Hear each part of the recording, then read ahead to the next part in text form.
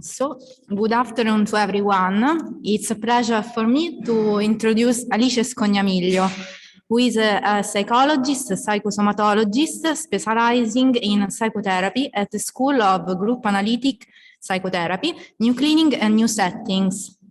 She has acquired clinical educational experience, especially with adolescent and young adults.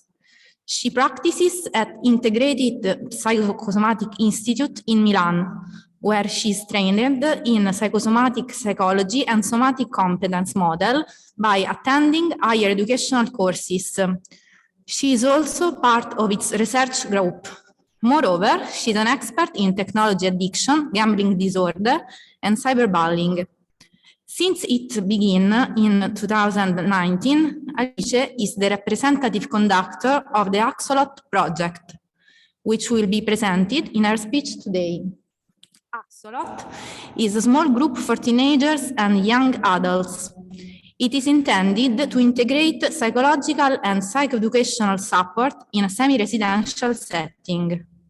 Alice will present the 𝐓𝐡𝐞 project according to the group analytic model, as well as its peculiarities and the role of other approaches in its conduction, which make it a new integrated group setting. Thank you, everybody. So, the 𝐓𝐡𝐞 project. As Giorgia said, is a semi-residential setting addressed to teenagers and young adults in a small group context, aimed at psychological support in study difficulties in continuity with each individual psychotherapeutic process. But why is learning at the heart of our project? We consider scholastic success as an evolutionary goal for teenagers and young adults to deal with, which is frequently accompanied by several forms of discomfort. In fact, we find that negative reinforcement and narcissistic mortification coming from school failure can hinder young people to invest all their resources in the psychotherapeutic process. That's the reason why the most important purpose of this project is to integrate personal needs, which go hand in hand with psychotherapy and include formative success, with group dynamics. However, there are other more specific goals, like preventing school dropout or offering psychoeducational support aimed at improving self-consciousness of personal difficulties, improving self-esteem and self-efficacy, and managing performance anxiety. 𝐓𝐡𝐞 also gives the opportunity to experience social relationships in a protected setting. This aspect is essential to deal with relational difficulties which are widespread in our clinical practice nowadays. We therefore provide a protective context where one can experiment their social skills without all the risks of the outside world, where we try to enhance their ability to stay in a group, to relate well to others, respecting the rules, the group, and the shared space. Finally, we provide a holding of affective states and management of possible emotional crises. But why did we choose the 𝐓𝐡𝐞 as the symbol of this project? So the 𝐓𝐡𝐞 is an amphibian, this one, that can make a complete metamorphosis if its actual aquatic habitat can no longer guarantee its survival. In this way, it becomes able to live on Earth. Furthermore, it can fully regenerate organs and limbs. And this is actually the wish for our patients, that they could learn how to adapt themselves in adverse and complex situations. So let's now approach the group analytic analysis of the 𝐓𝐡𝐞 project, which I'm about to introduce under Fuchs' methodological triad of structure, process, and content. So let's start from structure. We will analyze it on 3 observation points: participants, timing, and space. Participants. So 𝐓𝐡𝐞 is a small group composed by 2 conductors, one it's me, and a varying number of users from 3 to 8. It is an open group, so new members can join at any moment of the year. However, before every new entry, there is a preliminary phase composed of various steps. First of all, the clinical team gathers to assess the reason for this referral, the patient's needs, the diagnostic characteristics of the case, in order to predict if there can be a match with the graph structure at the moment, for example, concerning age or personality disorders, etc. If the clinical team agrees on the entrance in 𝐓𝐡𝐞, the process can start. So firstly, the future member meets the project coordinator and the group representative conductor, so me. Then one or more individual meetings with a group conductor are proposed in order to explore the patient difficulties in studying and to foster the creation of a relationship. This last point is aimed to already have a bond with a conductor at the moment of entering the group. Finally, the new participant has an introductory meeting with the other conductor before joining the group. But how 𝐓𝐴𝐶 is carried out? So focusing on timing, it takes place 3 times per week in meetings of 3 hours each, for a total of 9 hours per week. The semi-residential setting promotes its holding function, the holding function of the project. As regards meeting structure, we start with welcoming and observing the general condition of the group, sharing everyone's state and feeling. In a second moment, we organize the length of time in which we can support each participant in the one-to-one according to individual needs and urgency. And then we start with study. An hour and a half after the beginning, we have a break. So the whole group stays together so that it is a further opportunity for socializing, strengthening the bond between members, and observing group dynamics. After break time, we have a second phase of study, shorter than the previous, because we consider the physiological decline of energies and cognitive resources in the participants. And finally, there's a moment of sharing about how the meeting has gone, and of course, greetings.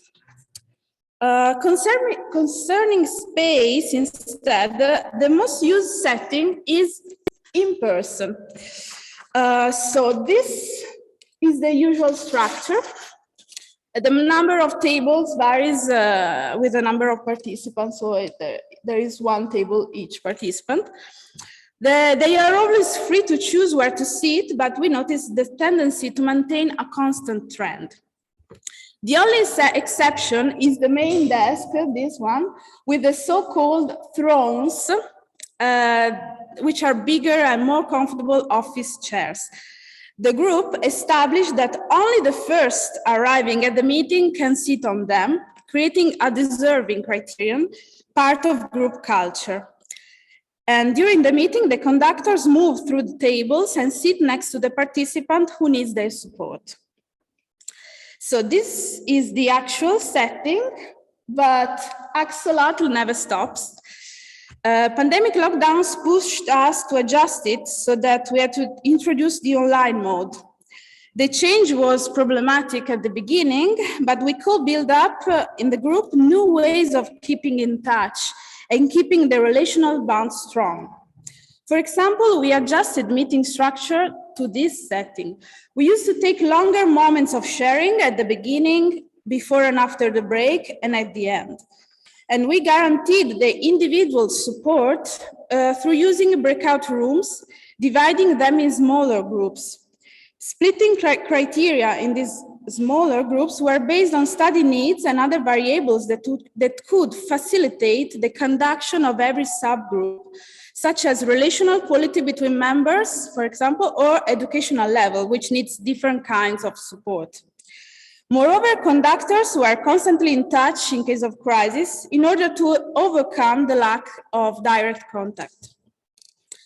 So the online setting is surely challenging. So there is no body-to-body contact. We had difficulties in focusing on the whole group. There was a tendency to get absorbed by individual work. And furthermore, break time was not shared. On the other hand, this kind of setting provides an expansion of group structure, including everyone's life space and the observation of what everyone decides to show off and how much to show to let the rest of the group inside their own space.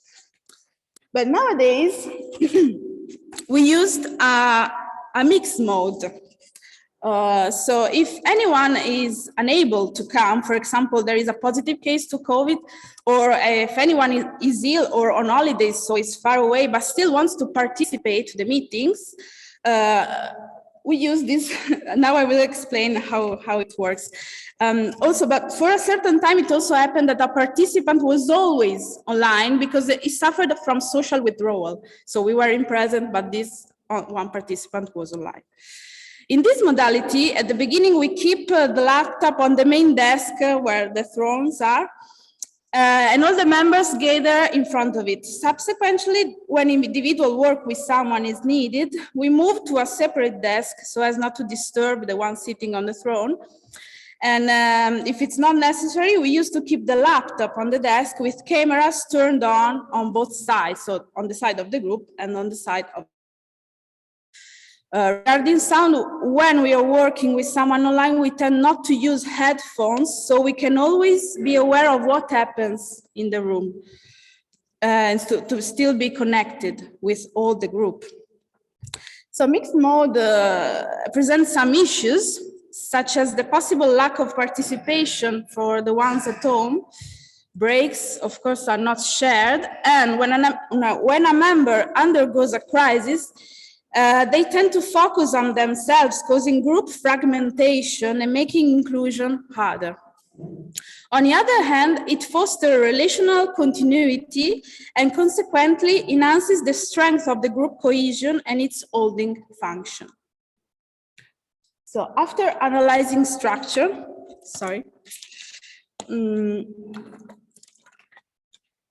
we'll now enter in the process of 𝐓𝐡𝐞 through its communicative levels.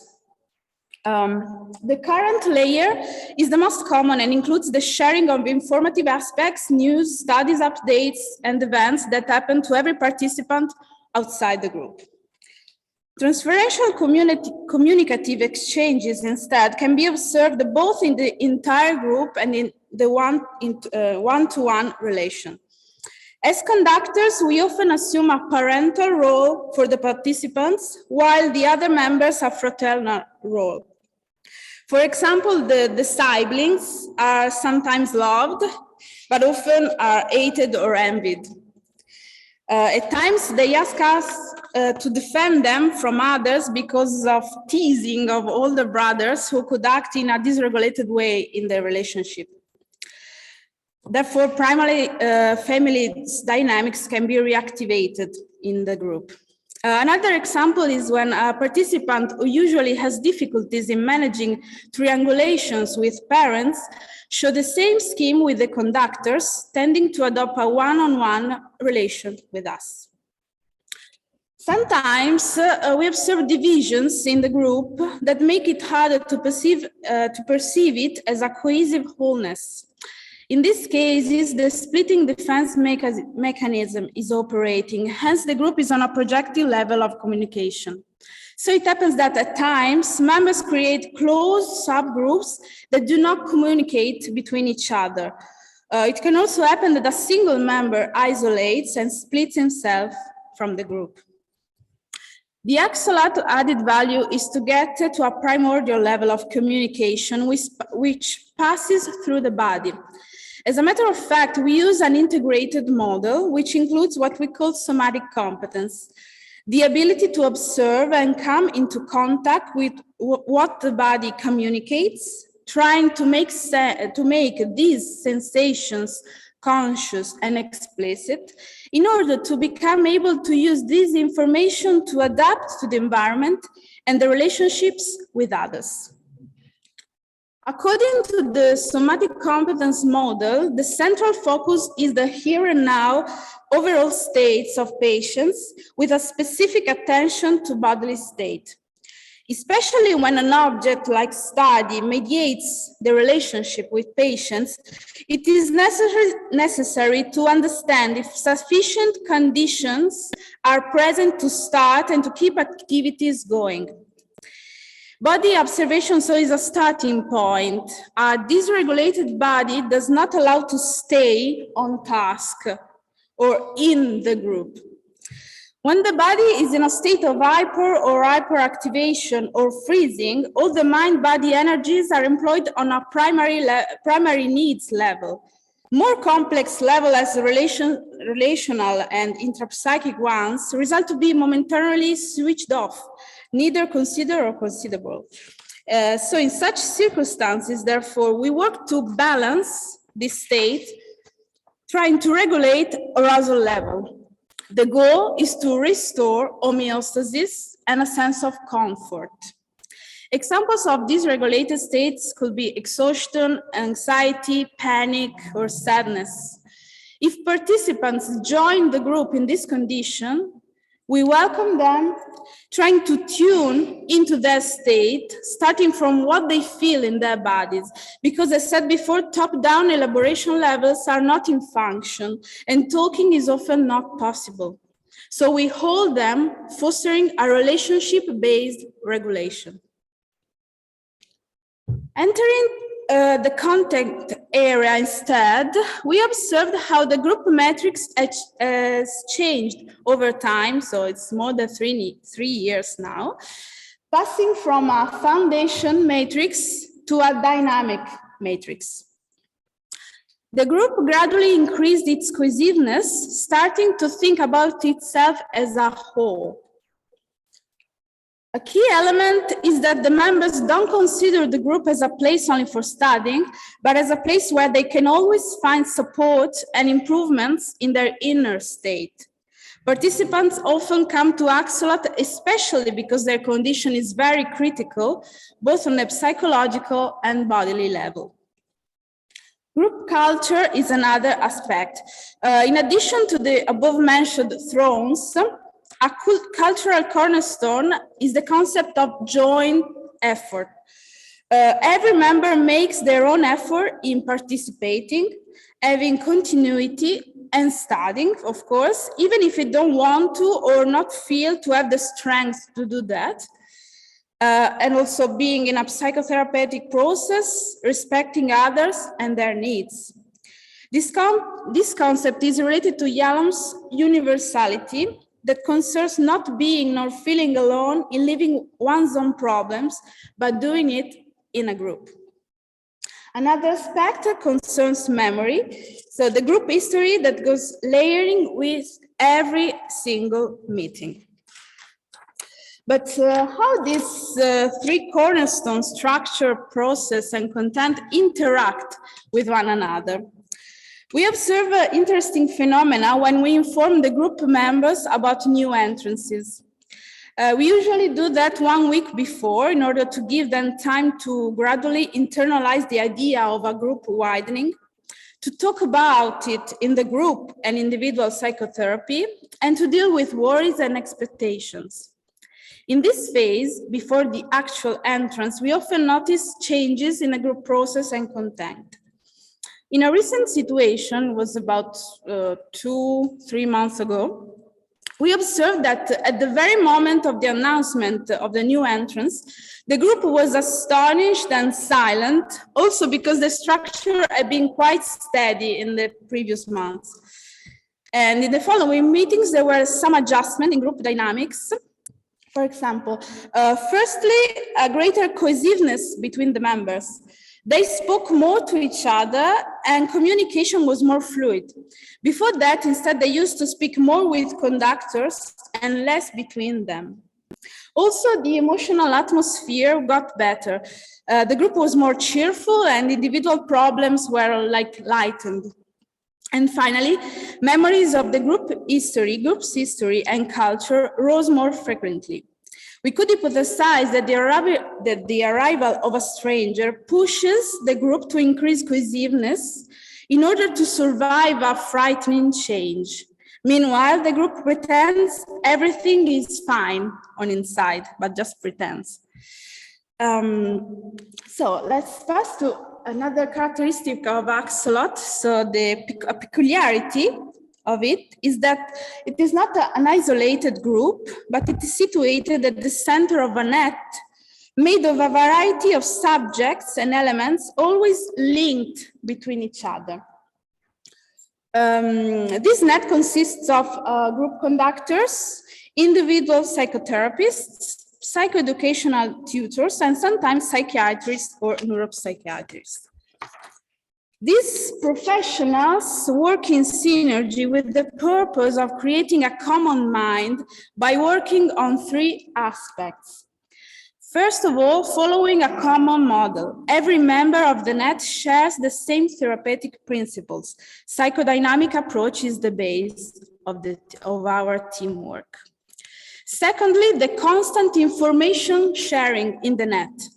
Professionals are always updated on what is happening to every single patient and to the group so that the net keeps itself constantly alive.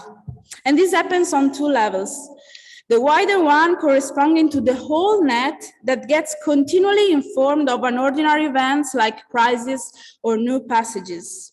On the group level, instead, conductors confront each other on what has happened during every meeting to create an integrated mind.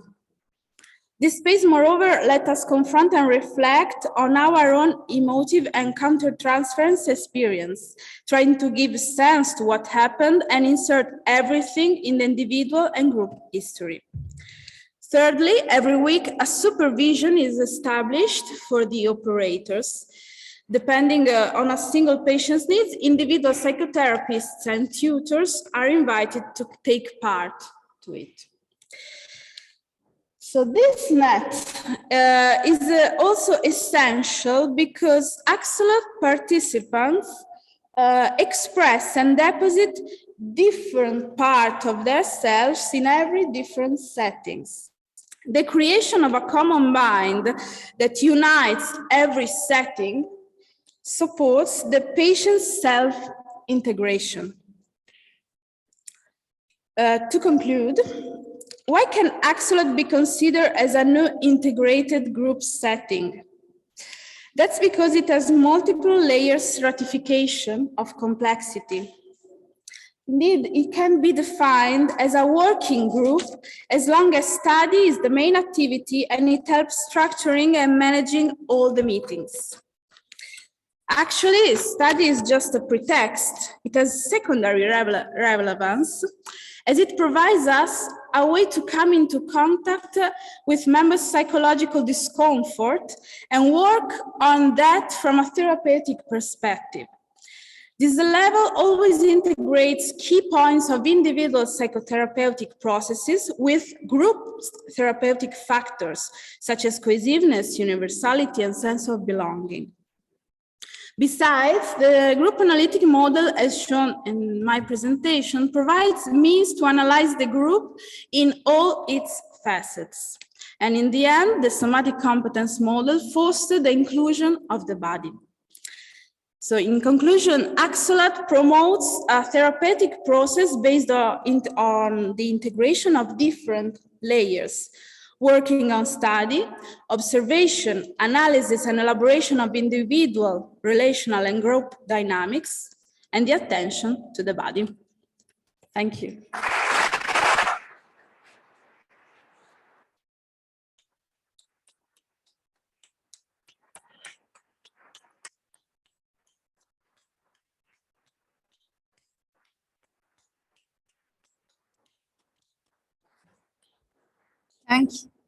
Thank you, Alice. If there are any questions, we have just a few minutes.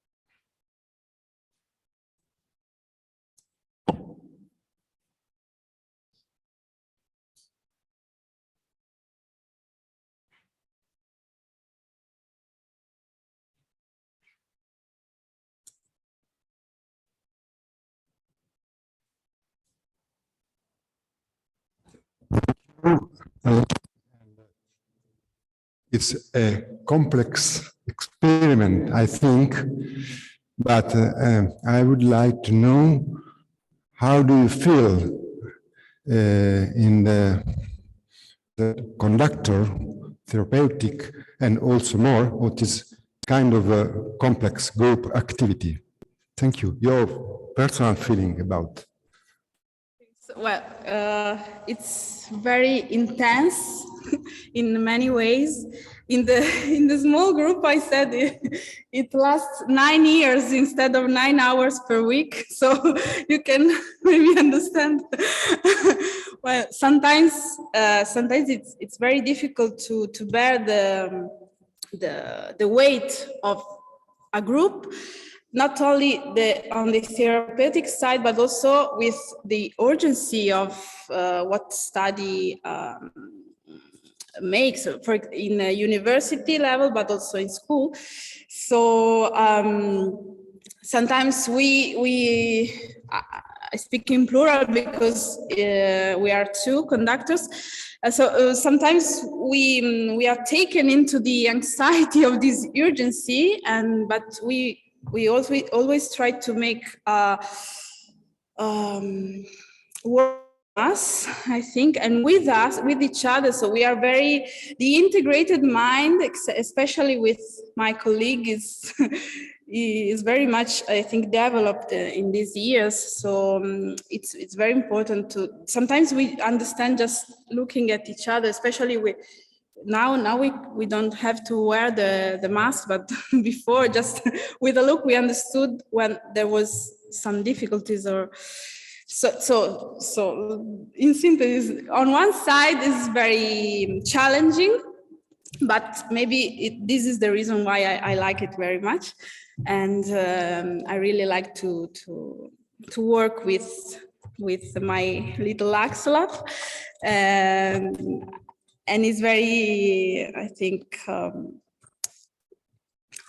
the emotional impact is very strong too. Also, especially when we can see their passages. For example, now a girl is finishing school, so she will go to university in September. Another one will graduate. So in this month, so it will be very.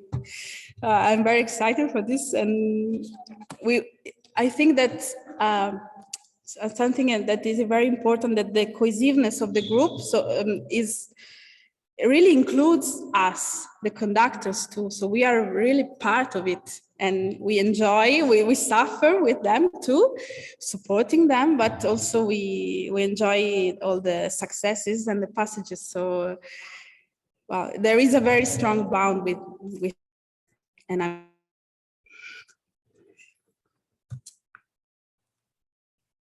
There is one question by online colleague about the desk. The desk. Someone asked, what are the desks for? Giving security to the youngsters? Because they need to study, so speak here. So they need to use books or computers and so on. So we really need support for this, physical support, and so they stay each participant on one desk, and the conductors, we just pass through. We sit next to those who need some help in this. If desks in circle are useful or separation? We think they are useful also because it happened that almost, 1 year ago, we had 6 participants, but not everybody was always present. So it happened that some desks were empty, but we noticed that the participants always sat next to each other. So the hall was always compact, and the rest of the group was next to the throne, or next to the main desk. So they were always like trying to be together, even if the group was bigger, and the desks were empty. So we try to always make circle, or at least to not to use like a classroom setting to make them share what they feel, what they. Also because also to notice that others are present, because sometimes, for example, the volume of voice should be regulated. Sometimes they are not aware of this, but if they see the others, they look at the others, then maybe they can. It's also a regulation, network regulation, in this way. So, Thank you. Thank you.